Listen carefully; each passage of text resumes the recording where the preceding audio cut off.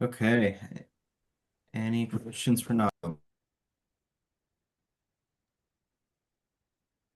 If none, thank you so much. Appreciate you being here today, and I will turn it over to Kevin. Let me just get the presentation shared right now.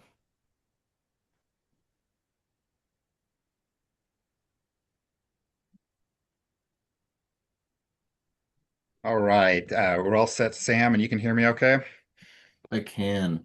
All right. Thanks for driving this presentation. I appreciate the opportunity to speak with this group about the issues of flooding, something that we really haven't talked about much for the last few months for very obvious reasons, at least since last October for sure.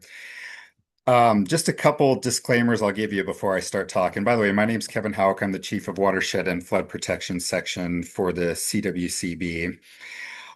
I am not a forecaster, so fortunately, Peter preceded me from the Colorado Climate Center, and I really won't be forecasting anything in this talk, although I do have forecasters on my technical assistance team, so I am able to work with them during the summer months. Um, also, what I'm going to be talking about primarily is in regards to flood history and just some of the things that I've observed over the last 23 years of working at the state of Colorado. We are entering into our traditional flood season, as I'll talk about. Or actually, we're well into it. And this year is going to, uh, I think, potentially show some elevated risks that I'll also discuss during the presentation as well. And what I've got on this first slide is just a picture from CSU in 1997. This is a particularly notable event for a couple reasons that are unrelated, but I will discuss during the presentation. If I get the next slide, Sam. I'll first start out talking about just rainfall in general in Colorado. And that is, depending on what time of year we're in, it's precipitating somewhere. And you'll see on this slide where things tend to peak.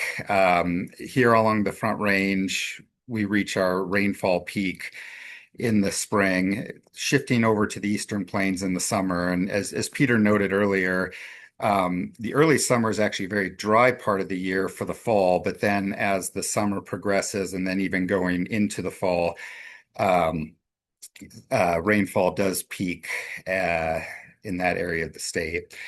So we generally think of peak flood season being from mid-April to mid-October to cover the entire gamut. Um, but precipitation is always falling somewhere, even in the winter. If I get the next slide, Sam. Speaking of the flood threats in Colorado, I've tried to list all of them here on this slide, and the time of year when we expect those to occur.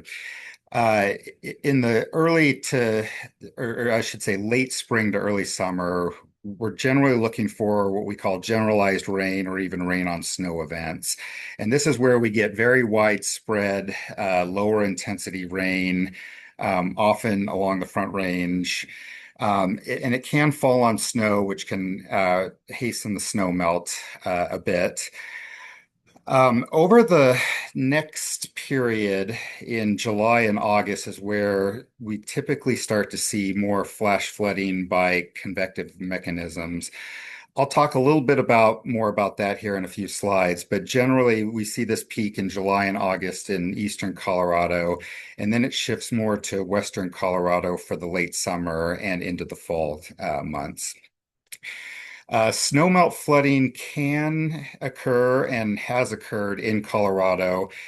It's relatively uncommon just because we often see snowmelt being fairly well behaved in this state, certainly more in this state than in other mountainous states.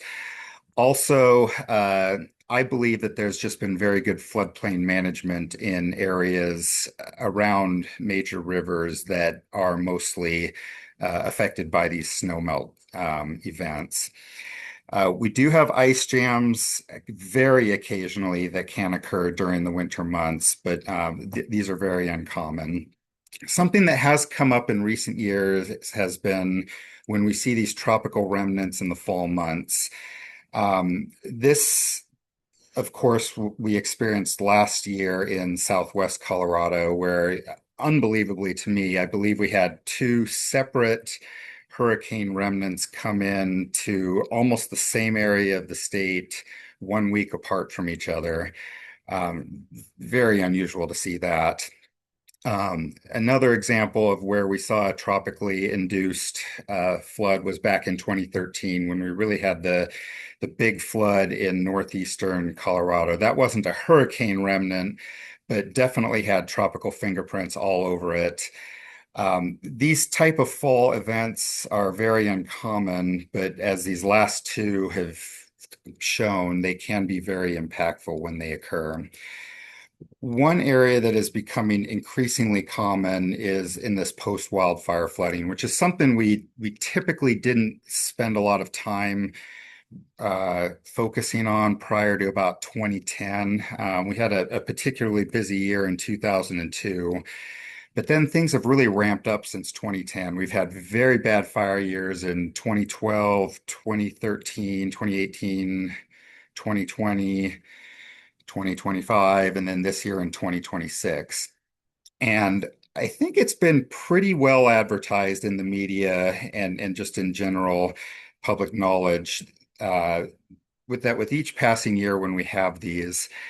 Once the fire gets put out, we can have several years of increased flood threats as well as debris flows and mud flows downstream of these large wildfires.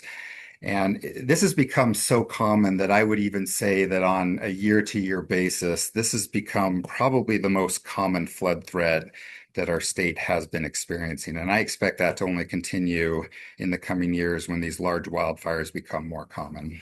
Sam, if I get the next slide.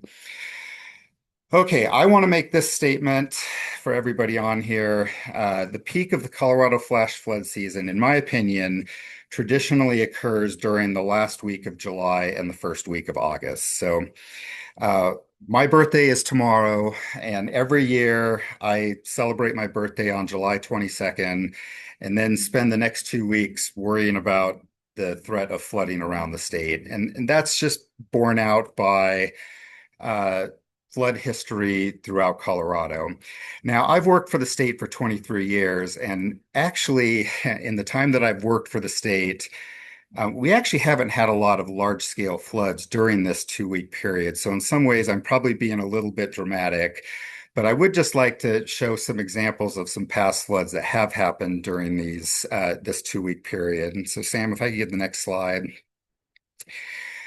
This is one of the big ones, and this one's very notable this year. This happened in 1976, the Big Thompson Canyon, and we had 144 lives lost. This occurred actually on July 31st, 1976. So I'm actually surprised Peter did mention this during his talk, but it's notable this year because it is the 50-year anniversary of this flood. And this is a cautionary tale, not just for flooding in Colorado, but this is used nationally to demonstrate the risks that can occur from flash flooding. So on July 31st of 2026 will be the 50-year anniversary of this, and the Colorado Climate Center and a number of local stakeholders are doing some commemorative events, and maybe Peter can talk about that when I end. I can hardly believe it's been 50 years since this happened, but definitely a cautionary tale for this time of year. Can I get the next slide, Sam? This one is notable for a couple reasons, as I mentioned earlier. This is the Fort Collins flood and the Northeast Colorado flood, primarily from Pawnee Creek heading into Sterling in 1997. This also occurred during the last week of July. And I'll talk a little bit about this in a second, but this also occurred during one of these super El Nino events that Peter mentioned earlier and that we might be looking at this year as well. Can I get the next slide? This one represents Castlewood Canyon in 1933. And this is an example of a first week of August flood. This was along Cherry Creek, south of the Denver metro area.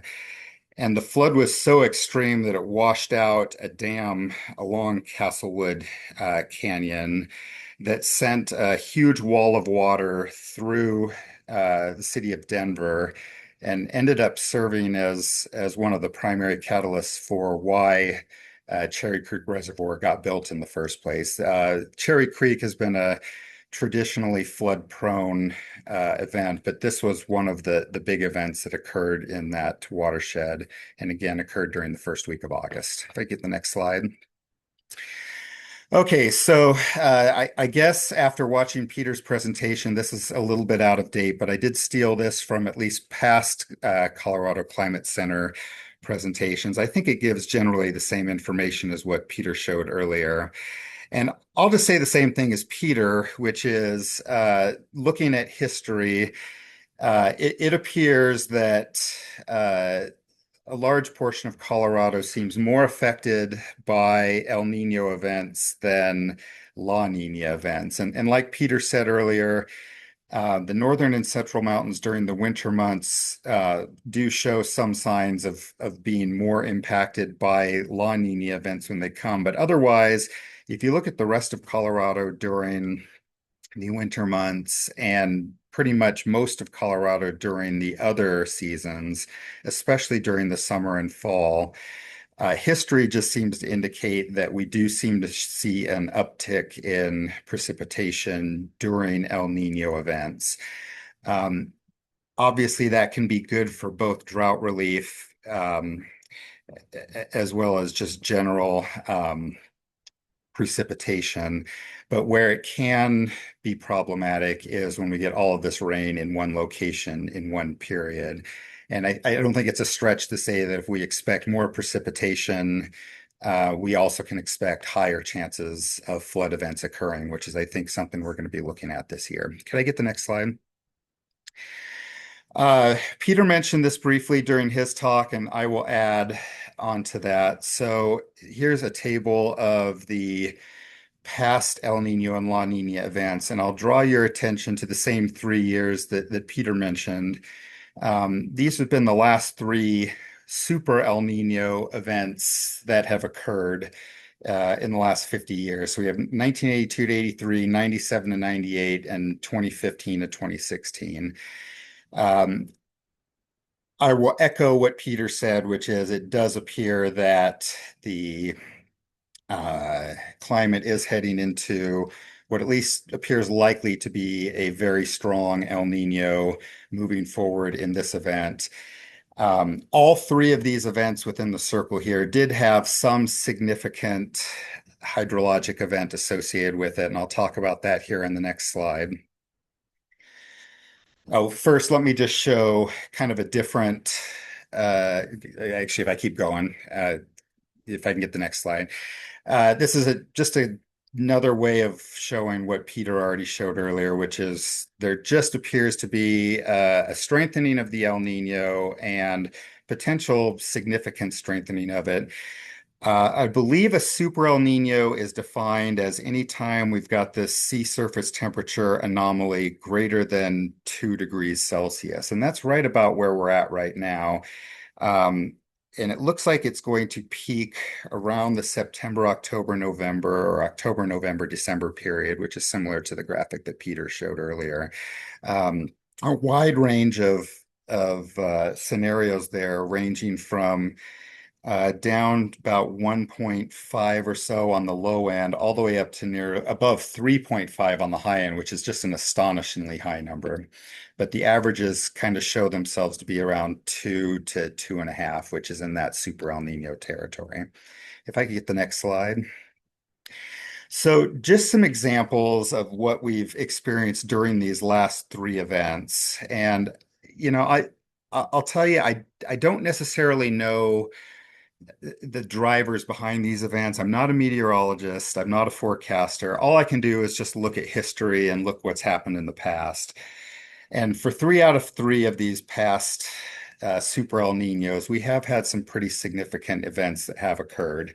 So in 1983, You may recall that that was the year that Lake Powell filled up and was in danger of overflowing. In today's day and age, with Lake Powell and Lake Mead being so low, it's hard to believe we're talking about that. But there was a time when it was so full that there was concern about downstream flooding. That happened during one of these super El Niños. I'll also point your attention to that July 1997 event, which was when the Fort Collins and Northeast Colorado flooding occurred, from the slides that I showed you earlier. So that was an event similar to where the conditions that we're looking at this year, where we did have a very large flood that occurred that did include loss of life. And then in the last one in May 2015, it was more towards the beginning of that event, but it was the time that probably many of us remember as the Miracle May. And in the 23 years I've been at CWCB, there's 2 months that draw my attention for why statewide coverage as well as intensity for bad times. And those are June of 2012 and actually this year in March of 2026.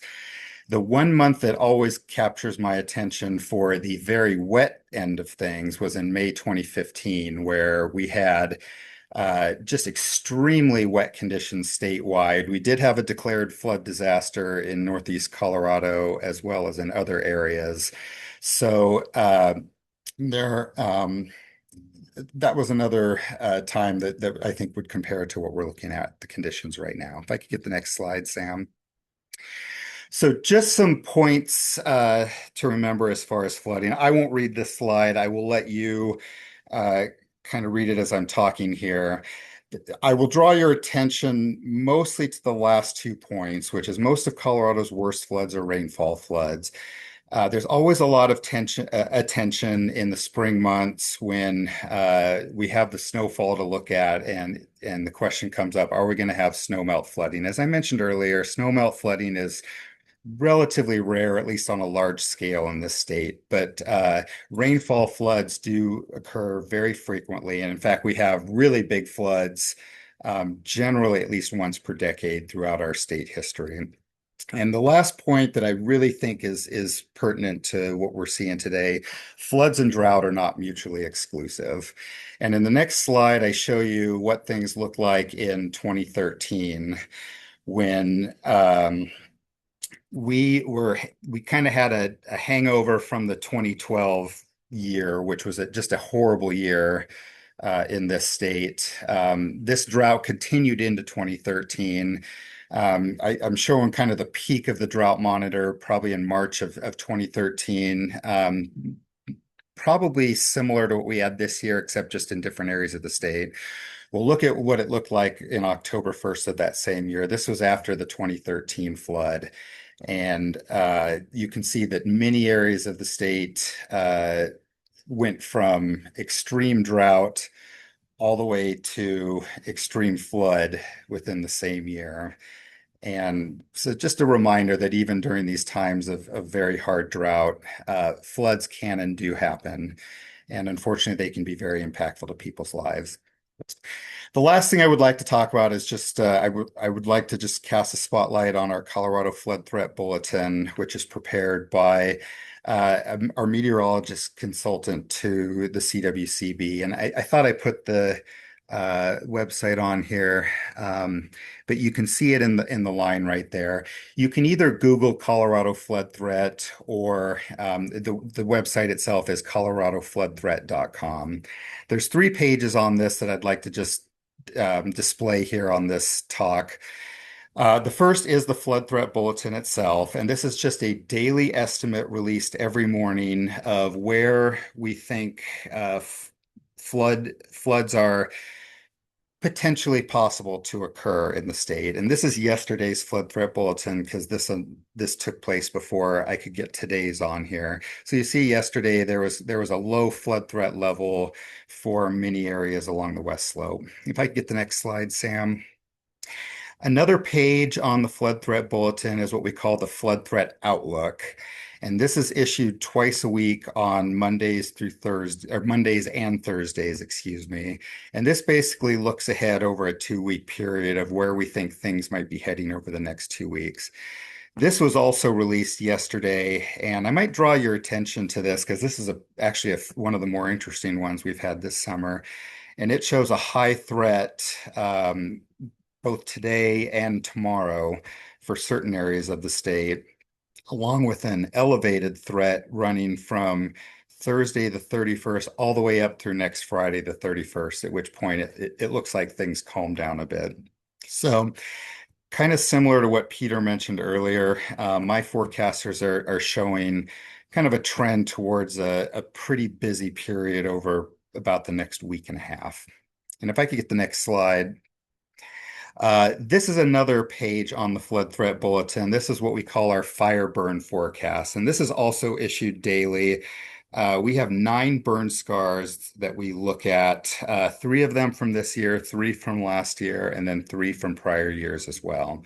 So again, this was the fire burn forecast issued yesterday, and it showed a moderate threat for 5 of those 9 burns that we are forecasting. This is a very useful page for people that live downstream of burn scars, and I would recommend that they keep an eye on this page throughout this busy period. The flood threat bulletin is issued every day, the flood threat outlook on Mondays and Thursdays. If you're interested in this, there also is an option to subscribe so that our meteorologists can send a daily digested forecast to everybody on the email list, which summarizes the day's threats. And Sam, if I could get the next slide, just to sum things up here. As I mentioned earlier, flash flood season peaks during the last week of July and first week of August, mostly along the eastern side of Colorado. This is going to be especially important this year just because it looks like we're going into an active period as well as with all of our more recent burn scars. So keep an eye on the weather. Both Peter and I talked about this potential super El Nino. Besides the chances of higher rainfall, I believe it also comes with an increased risk of flooding. Like Peter, I will say these are enhanced odds, not a guarantee of the outcome. So it is possible everything I'm saying will not come to fruition, but it is something that I'm concerned about. I showed you what happened during the last 3 events, so there is history to support significant hydrologic events happen, but it is a very limited data set, so definitely keep that in mind. I talked to you about the Colorado Flood Threat Bulletin, which again, you can find at coloradofloodthreat.com. I will also emphasize again that most of Colorado's worst floods do come from rainfall, not snowmelt. I've found that forecasters have gotten much better at forecasting trends, especially in recent years. There's just been a really big increase in our ability to kind of look at where things are heading. But I will also remind you that when looking at very specific flood events at an exact location at an exact time, they still remain notoriously difficult to predict with long warning times. So being prepared is the best thing that you can do. And I will further emphasize that floods and drought are not mutually exclusive. So don't think that just because we're in a period of widespread, prolonged drought, that a big flood is not possible. And Sam, I think that's all I've got. And I'm happy to take any questions. Awesome. Thanks so much, Kevin. Yeah, any questions for Kevin? And happy early birthday. Thank you.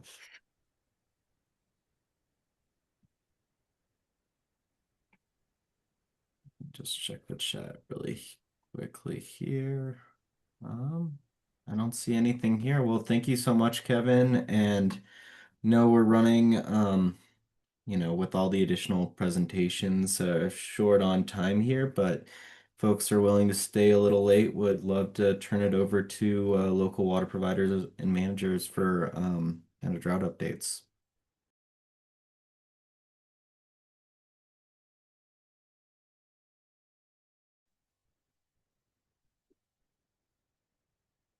So for Denver Water, our system 77% full.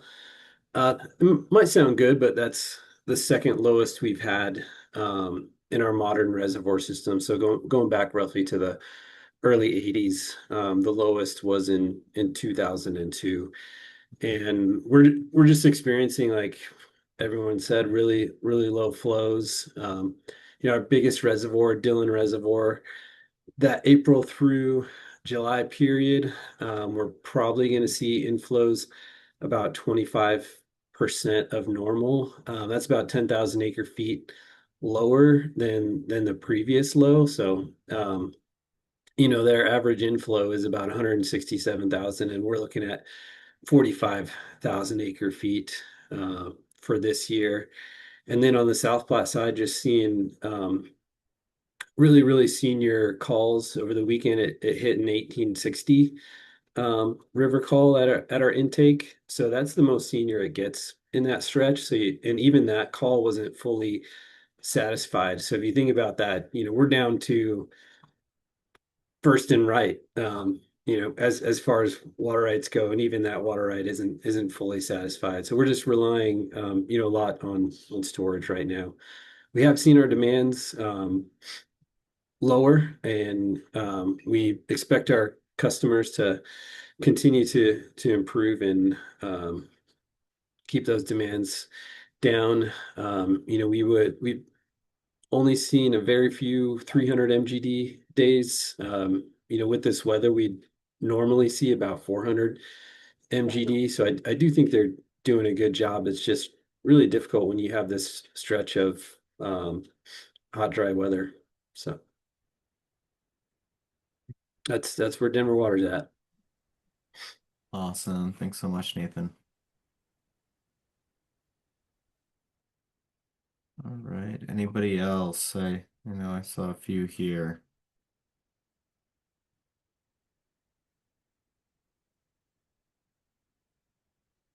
No.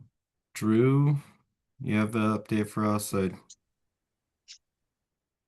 Yeah, totally called out, Sam. Good one. I know you're the only one that been on camera before, so top of my list. Yeah, we got Bob Krugmeyer usually gives the runoff forecast. He was crunching some numbers yesterday, and we think the Clear Creek flow this year is going to be the lowest ever, lower than 2002. Not by a much, but bad. We were in a good spot. Our lake basically got up to 98, 99% full a couple weeks ago. So we'll be in the drawdown now as customers start pulling demand off the lake. And like Denver said, we have seen a moderated level of demand by comparison to, I think, what would be normal, especially considering how hot it is. We're still running year to date more than we did in 2025, but most of that was because of what happened in March and April, not what's been happening in May, June, July. So hard to prove the counterfactual, but I think absent the broad media coverage of the drought, our demands probably would have been higher. That's all I got. Perfect. Well, thanks so much, Drew. Awesome. Anybody else? Any West Slope providers want to give an update? Just go through here. Hey, can you hear me? This is Josh Matson, City of Aspen. Yep. I'm not sure if my camera's working, but yeah, I guess a quick update on our hydroelectric side. We anticipate Rudai Reservoir will be below our power pool, likely by the end of August. And the outflows into the frying pan are going to continue raising, very likely. We actually just raised that up this last week, so the river health is doing good, but in terms of hydroelectric operations that affect our hydroelectric facility there. And then on the municipal side, here in the city of Aspen, things are dropping pretty quick. Our raw water ditches some of them are starting to not be able to pull any water. For example, on the Roaring Fork River, just above Aspen, the river's at 18 CFS. So some of our ditches are unable to take water for that, or at that level. And then thankfully, on the water treatment side of things, the Maroon and Castle Creek are still able to supply water for water treatment. So that's still going well. But yeah, it's a very similar story. Drought is heavily affecting our area. One other additional, I guess, good thing on our end that our community has been very, very good at implementing is our stage 3 drought conditions. And we have seen for our June report, which runs from the end of May to the basically the third week of June, but that we saw a 37% reduction in our total consumption of water year over year. So that was huge for us. So yeah, we're doing a good job of implementing our drought restrictions, and the community is doing a very good job of supporting it. So that's been really good. But yeah, we're getting really, really dry. Right. I'm gonna grab a chair. Yeah.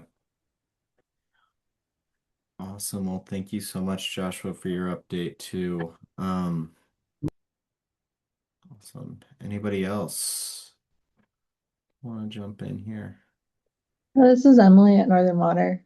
Not too much different from anybody else, but system-wide, we're at the CBT system's at 70% full, ranging from 88% full in Horsetooth to 64% full in Granby. And we do expect these conditions to decline over the rest of the summer because of demand. And it is the lowest that's been in over 10 years. And yeah, we'll see what happens the rest of the season. Appreciate that update, Emily.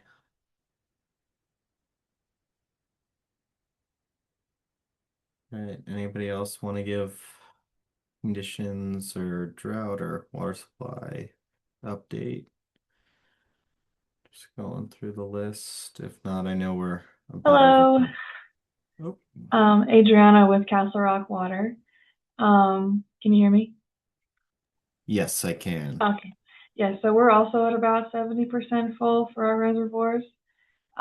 We have seen a pretty astronomical increase in water demand, higher than is typical. We only had voluntary drought restrictions before, and we're discussing potentially this week going into a stage 2, like a lagged stage 2, to give our customers some time to understand what that'll mean, just because of the extraordinary increase in water demand, most likely due to landscaping and irrigation. Great. Thanks so much for that update, Adriana. All right. I know we're about 10 minutes, but any last minute updates before I shut it down today?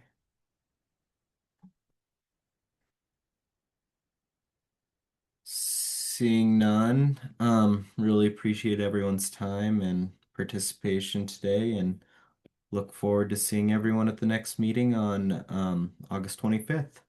So appreciate it. Thanks so much.